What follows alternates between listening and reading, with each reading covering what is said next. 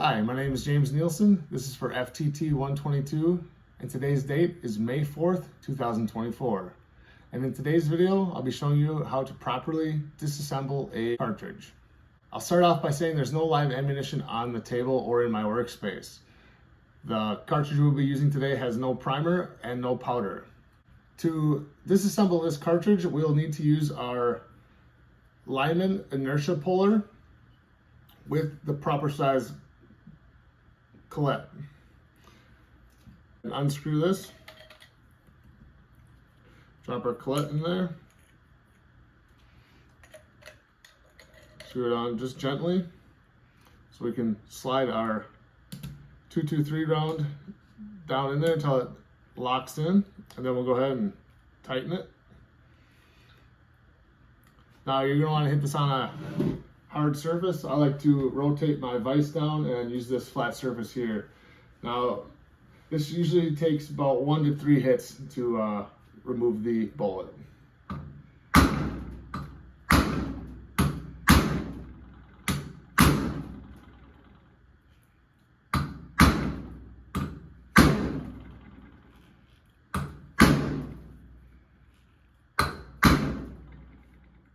This one's really in there.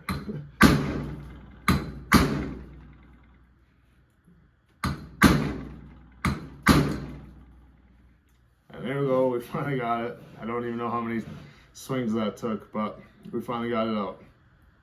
Now, if this was a live round, we'd have powder in here as well as the projectile. Normally what we'd do would try to shake that out, get as much powder out of the case as possible. Go ahead and set that aside. And then if we wanted to actually weigh the powder, what I like to do is I've already calibrated my scale, and then I've put my powder boat onto it and cleared it so it's at 0. And then if we go ahead and we dump our projectile, and if there was powder in there, we could pull the projectile out and it would leave us with the weight of the powder. Now, as I mentioned before, this case does not have a primer in it. If this case did have a primer, we could deactivate it by placing it into our firearm and in a safe direction, in a safe environment, pull the trigger and deactivate that primer. Now, to remove that primer, typically you would use a reloading jig, and it basically is a pin that'll push the primer out from the inside of the case outward. I've also seen people use water and a punch. You fill the case up, and you have a punch that fits perfectly into the case mouth, and with the water pressure you can push that primer out. Okay, now we're going to go ahead and take some measurements of our case and our projectile. Now, before I actually do that, I'm going to go ahead and trace our case out onto our paper here.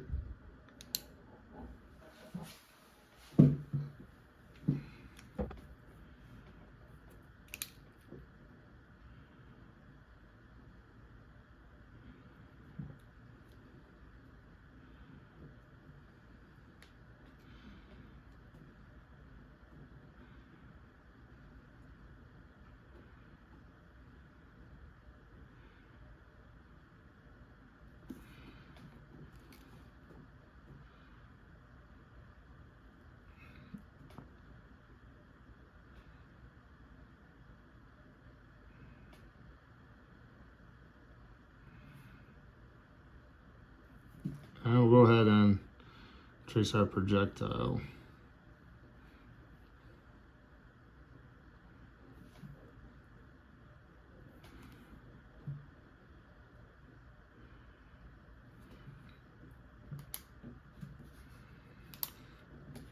So we'll go ahead and start with the length of our projectile.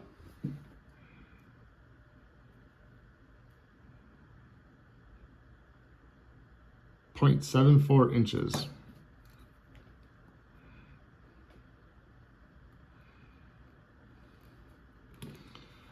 Our diameter of our projectile, 0.22 inches.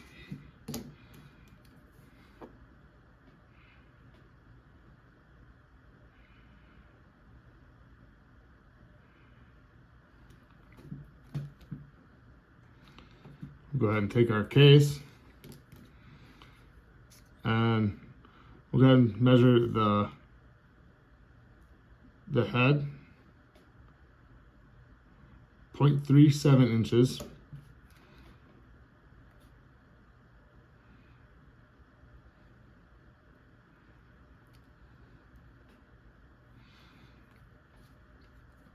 And then we'll go ahead and measure our case body right down at the head, which is coming in at 0.37 inches. So still from here to here, 0.37 inches. We'll take a measurement at the top near our shoulder, which comes in about 0.35 inches.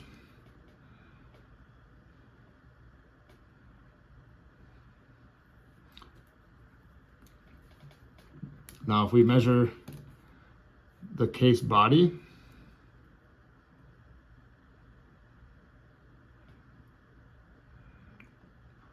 we're getting about 1.33 inches.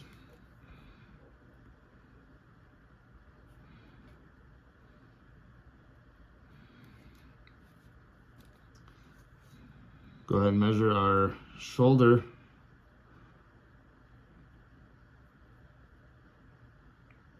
We get about 1.5. So we'll do our 0.15 inches. And then our neck,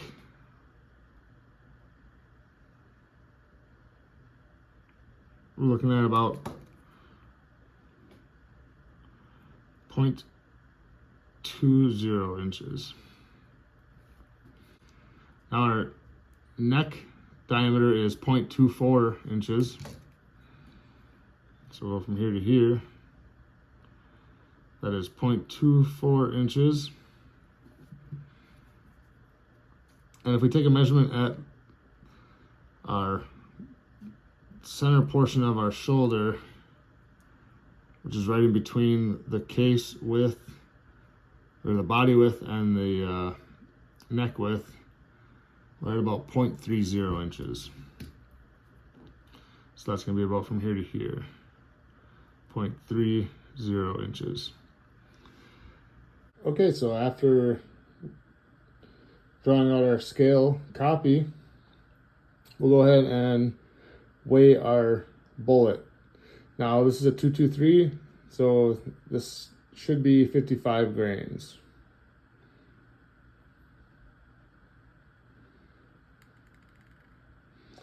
And it's coming up at 54.9, so right around 55 grains.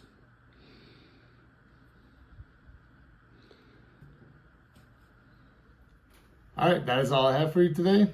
Thank you.